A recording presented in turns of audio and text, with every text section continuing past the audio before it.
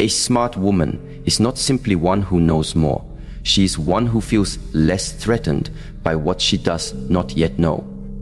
Her wisdom is not in her words, but in her willingness to be quiet, especially with herself. In a world that often rewards noise and speed, the truly intelligent woman slows down. She observes before she decides. She pauses before she speaks. And in that sacred pause, she becomes something powerful, undisturbed. If you're new here, welcome to Self-Mastery, where we share timeless wisdom to help you protect your energy, elevate your mindset, and walk in purpose. Subscribe and turn on the notification bell so you never miss a message that speaks to your soul, strengthens your spirit, that could shift your entire path. A truly intelligent woman does not measure her wisdom by the sharpness of her tongue, but by the stillness of her heart. She understands that real strength is not displayed in how loudly she speaks or how quickly she reacts, but in how silently she observes and how consciously she responds. In the space between impulse and reaction, between the sting of a word and the decision to speak, she carves out the power to choose. This choice is what elevates her. It is not perfection she strives for, it is presence. And presence begins with emotional stillness. There's a quiet strength in emotional stillness that often goes unnoticed in a world addicted to noise and urgency. But the woman who trains herself to remain still in the face of emotional storms gains access to a clarity most never touch. She doesn't allow herself to be pulled into every wave of drama, nor does she react to every provocation. This is not repression. It is self-regulation.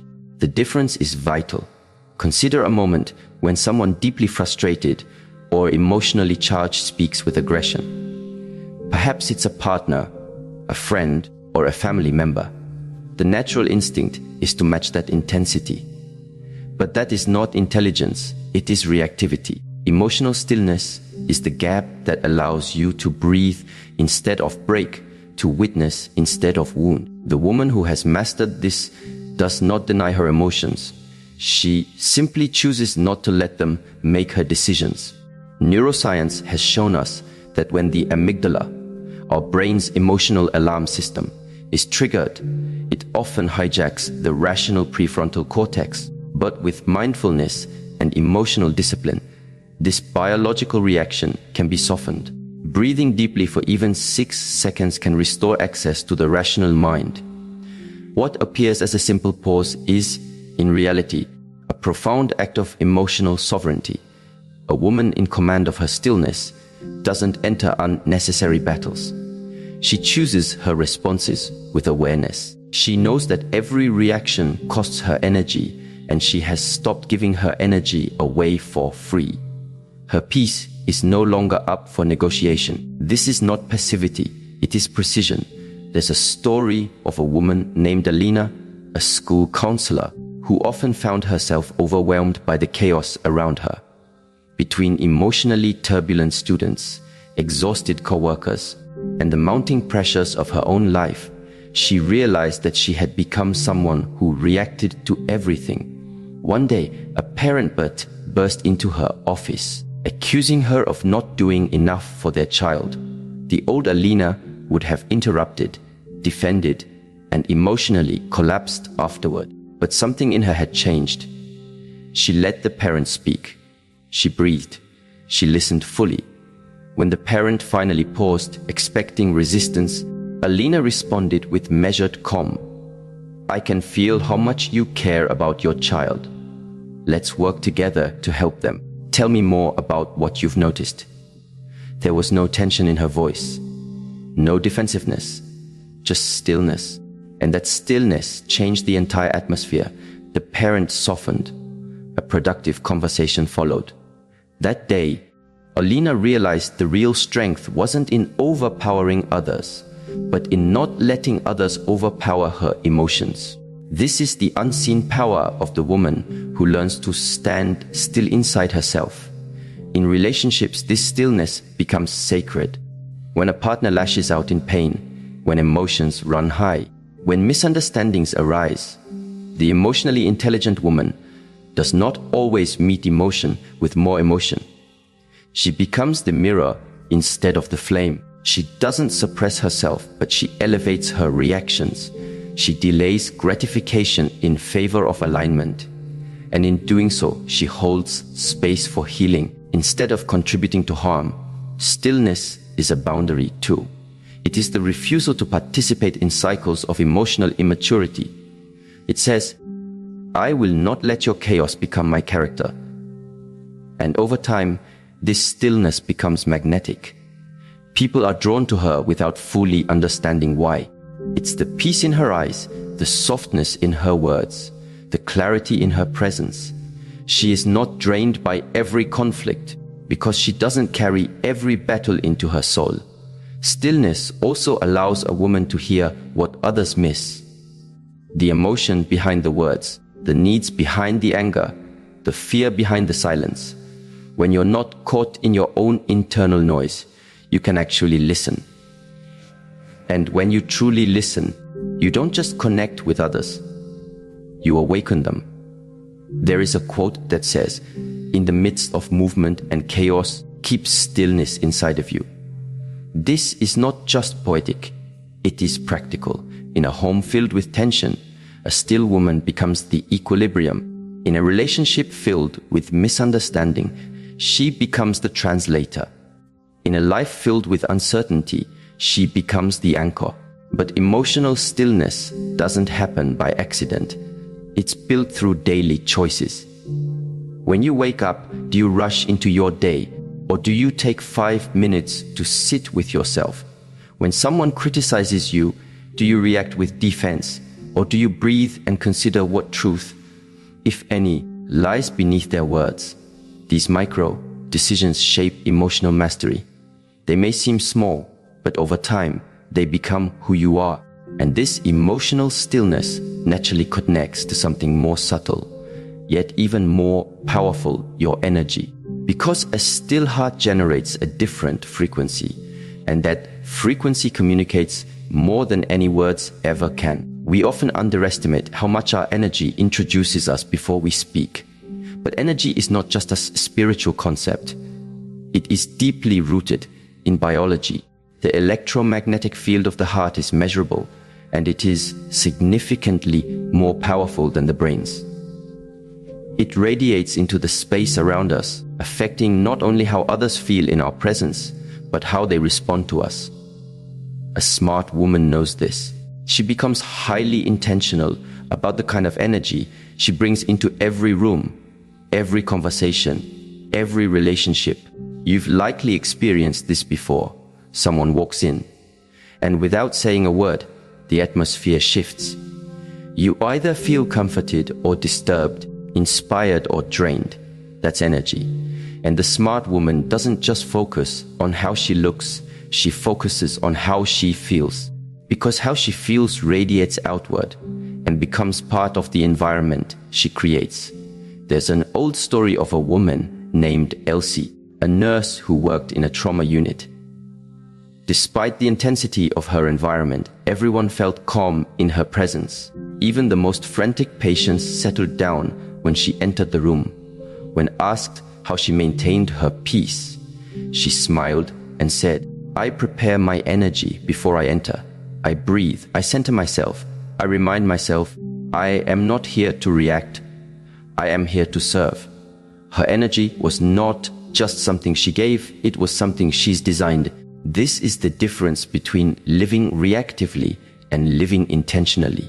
When a woman learns to become responsible for her energy, she stops blaming others for how she feels. She becomes the thermostat, not the thermometer. She sets the tone instead of being controlled by it. And this is perhaps the most attractive trait she can cultivate, not just in romantic relationships, but in every human connection. A woman with strong energy doesn't chase love. She attracts it. Not because of manipulation or performance, but because she feels whole without needing to be filled. She can be alone without feeling lonely. She can be surrounded by chaos and still radiate calm. She becomes rare, and rarity is magnetic. This does not mean she's always happy or perfectly centered. It means she takes ownership of her internal state. When she feels drained, she doesn't blame the world. She checks where she leaked her energy. Was it a conversation she stayed too long in? Was it a thought pattern she fed with worry? Was it a boundary she abandoned for comfort? These questions bring her back to power. The woman who tends to her energy the way others tend to their appearance understands something essential. It is not your words that make people trust you. It is your vibration. Not every relationship is lost due to betrayal or lies. Many are lost because the energy no longer felt safe, nourishing, or inspired. A smart woman is aware of this. She doesn't rely solely on logic to connect with others. She listens to the F feeling, the tone of presence. When two people meet, their nervous systems begin to communicate before they exchange words.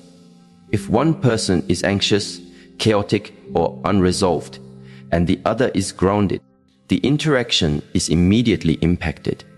This is why people say, "I don't know what it is about her, but I feel calm when I'm around her." That calm is cultivated. It's not accidental. But cultivating energy isn't about faking positivity or pretending to be okay. It's about alignment. It's about consistently choosing thoughts, habits, environments, and relationships that elevate your internal state instead of drain it. And when this becomes your lifestyle, your energy becomes a sanctuary. People seek your presence not because you have all the answers, but because they feel more like themselves around you. There's something profoundly spiritual about a woman who has mastered her energy. She does not explain herself often because her presence explains everything. She is not easily offended because her peace cannot be stolen. She is not loud, but she is deeply felt. Her presence is a healing. And wherever she goes, she does not just enter a space, she shifts it.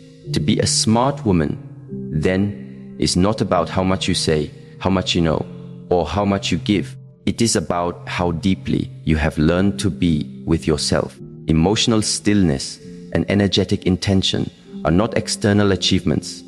They are internal commitments.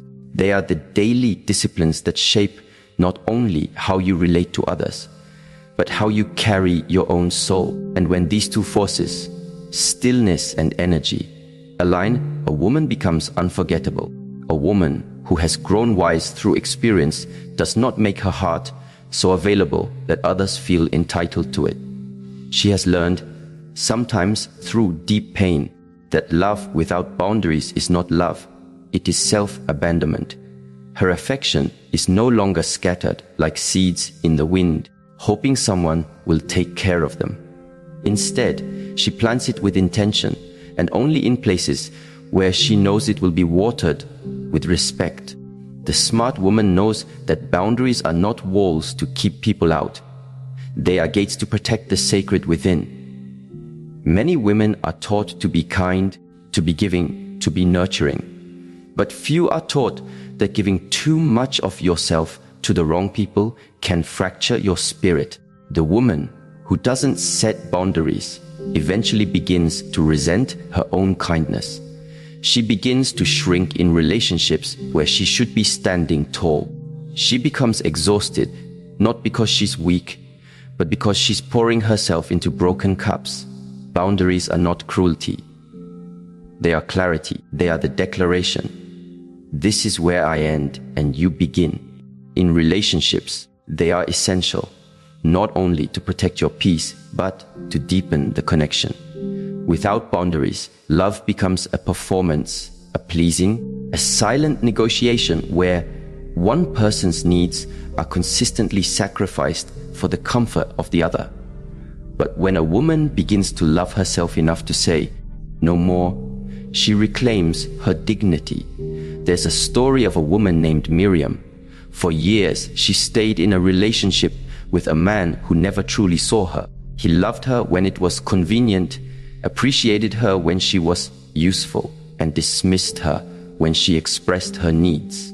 Miriam thought that if she just gave a little more, he would finally change. So she did. She gave her time, her energy, her silence, and eventually her self-worth. It wasn't until she sat in a quiet room, feeling like a stranger to herself, that she realized the truth. I have trained him to disrespect me.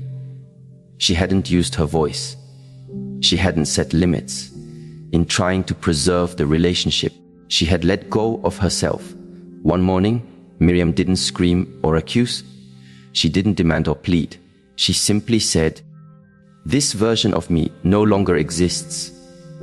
And she walked away, not because she hated him, but because she had finally remembered how to love herself. That is the quiet power of boundaries.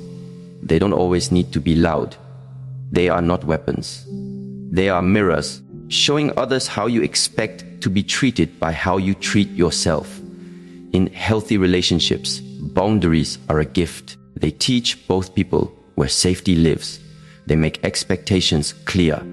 They create space for individual growth, which makes collective growth possible. Without boundaries, there is confusion, miscommunication, and resentment. But with them, there is respect, trust, and emotional safety. The woman who understands this no longer tolerates the chaos of connection that costs her inner peace. Psychology confirms what the heart already knows. Lack of boundaries leads to increased anxiety, low self-esteem, and even physical fatigue. When you say yes when you mean no, your nervous system carries the tension. Your body knows when your spirit is being dishonored. That's why fatigue often isn't about doing too much. It's about doing too much of what is not aligned with your soul. A smart woman pays attention to this. She no longer says yes to every invitation, every request, every cry for help. She knows that no is a complete sentence. She doesn't need to explain her priorities or justify her choices to those who only love her when she's convenient. Her time is sacred, her energy is currency, and her peace is priceless. Some may call her cold, but she is not cold, she is clear. She's not heartless, she's healed. There's a quiet grace in a woman who no longer needs to be liked to be whole. She has stopped betraying herself just to avoid disappointing others. She has chosen truth over comfort. And in that truth, she has found herself again. Boundaries also change the dynamic of romantic relationships. A woman who knows her worth doesn't chase attention. She observes consistency. She doesn't beg for respect. She expects it. And she doesn't stay where she must constantly remind someone how to treat her. She knows that the right partner will never require her to abandon herself to be loved. When you have clear boundaries, you filter out those who were only drawn to your availability, not your value. You begin to see who was there because they respected you and who was there because they could use you. And sometimes it's painful because you realize that some relationships only existed because you had no boundaries. But once you begin to live with intention, only those who align with your integrity remain. Boundaries are not just about saying no to others. They are also about saying yes to yourself, saying yes to rest, saying yes to silence, saying yes to being misunderstood if it means being authentic. This is the real work of emotional maturity. It's not about hardening yourself. It's about honoring yourself. And as you begin to walk in that clarity, you will notice another shift. You speak less. You argue less. You explain less. Because the smartest women have learned that silence is one of the most powerful tools of wisdom. There is a profound difference between silence that comes from fear and silence that comes from strength. The first is repression. The second is refinement. They understand that their inner state is the soil from which every relationship grows. And they protect that soil with care. Choosing response also requires a woman to be in tune with her body. The body always whispers before it screams. Tension in the jaw, tightness in the chest, heat rising in the face. These are signals, not enemies. A smart woman doesn't ignore them. She honors them. She steps away, drinks water, breathes deeply, stretches, journals. She returns to her center before she returns to the conflict. And in doing so, she becomes the embodiment of grace. There's a deeper truth here. How we respond to others is often a reflection of how we treat ourselves. If a woman is harsh with herself, she will be harsh with others. If she judges her own emotions, she will judge others. But if she learns to respond to herself with compassion, gentleness, and curiosity, that same energy flows outward. The relationship with self sets the tone for every other connection. A woman who responds with awareness also becomes a sanctuary for others. Her children learn emotional regulation simply by observing her. Her friends feel safe sharing their truth without fear of judgment. Her partner grows emotionally, not because she demands it, but because her presence inspires it. She doesn't lecture others into maturity, she models it. But this path is not without challenge. There will be moments when the urge to react feels overwhelming, when silence feels like weakness, when walking away feels like surrender. But those are the moments where transformation lives. It's easy to be calm when life is calm. It's in the storm that your true foundation is revealed. This journey asks for consistency more than perfection. There will be slip-ups. There will be words said in haste, apologies whispered through tears, lessons learned in hindsight. But every conscious choice rewires the brain. Every pause strengthens the muscle of discipline. Over time, what once felt impossible becomes instinctual. It helps to create rituals that support this practice. A morning routine that centers the mind, evening reflection to observe the day without judgment, intentional solitude to hear your own voice again. When a woman integrates these rituals into her life, she becomes emotionally prepared, not for perfection, but for presence. Presence is the foundation. A woman who is present can sense the shift in a conversation before it escalates. She can feel her own tension rising and choose to breathe instead of break. She can discern between a moment that needs confrontation and a moment that needs stillness. She becomes emotionally agile, flexible, resilient. And this flexibility makes her strong, not in the rigid way of resistance, but in the graceful way of water. Water does not resist, it flows. It adapts, it finds the path with the least harm. But it also shapes rock over time. A woman who responds with grace does the same. She influences the emotional tone of her environment not by force, but by consistency, by being herself fully and gently. Even in a world that often tries to provoke, the shift from reaction to response is also a reclaiming of time. Reactions steal time. Arguments extend for hours. Emotional spirals consume energy. But responses are intentional. They are like stepping stones across chaos. They move a woman forward, instead of keeping her trapped in cycles of emotional exhaustion. In relationships, this becomes a lifeline. So many partnerships crumble not because love disappears, but because reactions build walls of misunderstanding. Every sarcastic comment, every cold silence, every defensive tone adds another brick. But when one person chooses to respond differently, the wall begins to come down. It may take time, it may take courage, but the shift is inevitable. This choice is also a form of self-love. When a woman responds with care, she tells herself, I am worth protecting. My peace matters. My energy is valuable. She stops bleeding energy into situations that don't deserve it. She chooses growth over ego, healing over harm, and in doing so, she reclaims a part of herself that perhaps she lost along the way. And perhaps the most beautiful part of all is this: when a woman truly embodies this principle, she teaches without speaking. Her children learn, her friends notice, her partner evolves, not because she preaches, but because she is. Her being becomes the lesson. So when someone speaks to her with sharpness, she does not mirror it. When someone tries to pull her into chaos, she does not accept the invitation. When life throws storms her way, she anchors into the moment. She breathes, she reflects, she chooses, not from fear, but from freedom. And in that freedom, she finds not only her power, but her peace. A woman who has walked through life with her eyes open understands that emotional discipline is not a luxury. It is a necessity. It is the quiet thread that holds her relationships together, the unseen force that allows her to navigate conflict without crumbling, and the internal compass that guides her through the fog of emotion into the clarity of intention.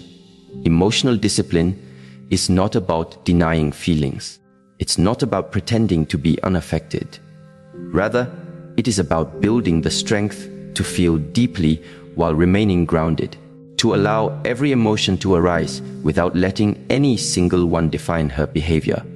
In every meaningful relationship, emotions run deep. Whether it's love, disappointment, jealousy, anger, or longing, each emotion is a visitor. But the woman who has cultivated discipline in her inner world does not treat every visitor like a master. She welcomes the emotion, acknowledges it, learns from it, but does not let it dictate the course of her day or the tone of her conversations. This is a level of maturity that cannot be faked. It is built slowly, like muscle. Repetition, awareness, correction, again and again. There's a common misconception that discipline is rigid, but emotional discipline, in its true form, is soft. It is fluid. It is not control out of fear.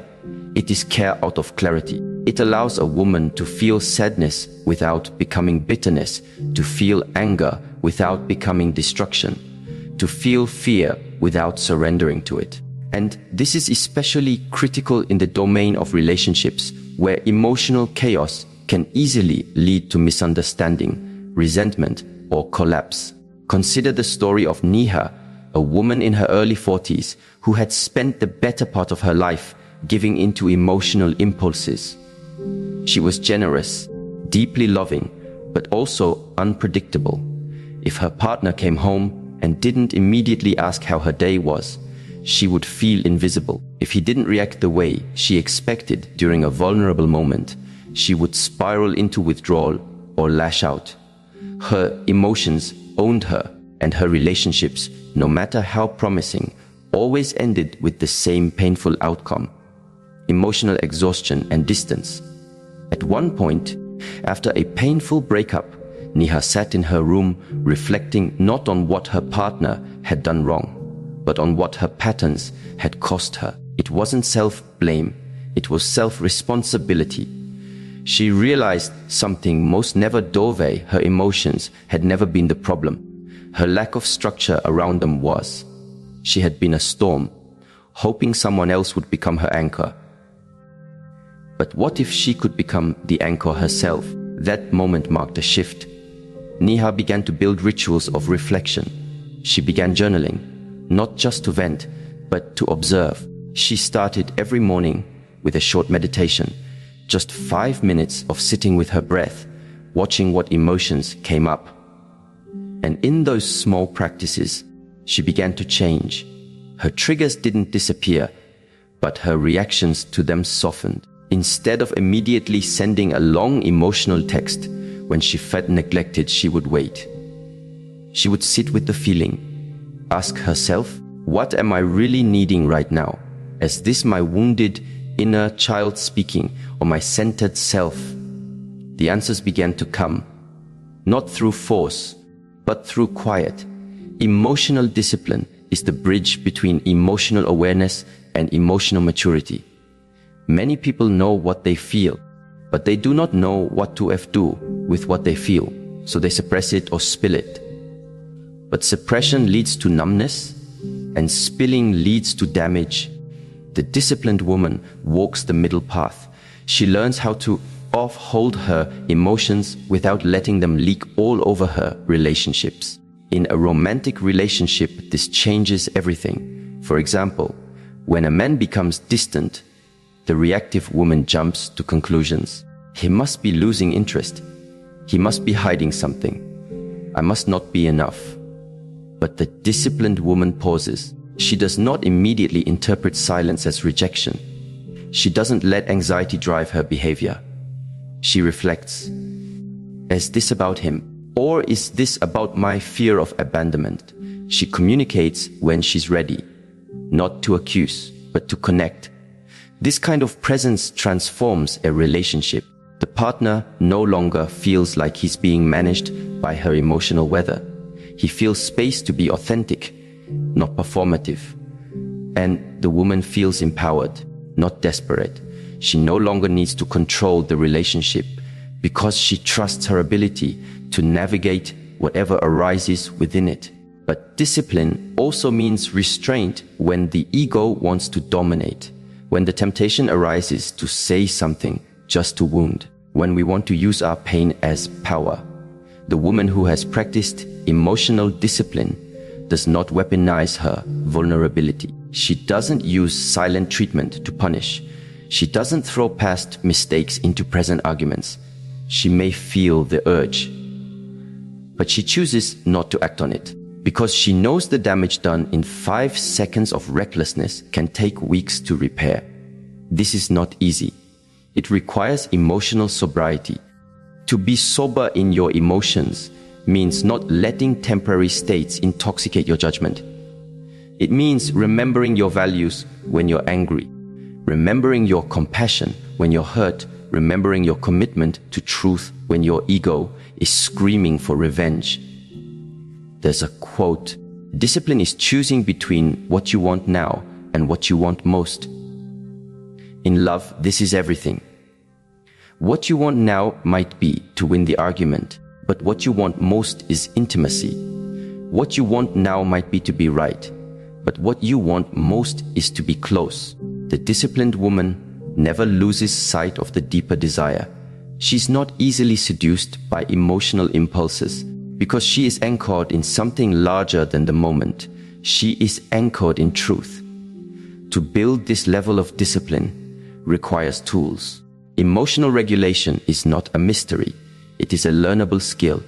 One such tool is the practice of naming your emotion aloud. Neuroscientists call this affect labeling, and studies show that simply naming what you're feeling can reduce the emotional charge. For instance, saying to yourself, I feel rejected right now, or I feel afraid of being misunderstood, can immediately create space between you and the emotion. It moves the experience from the emotional centers of the brain into the cognitive centers, where reflection becomes possible.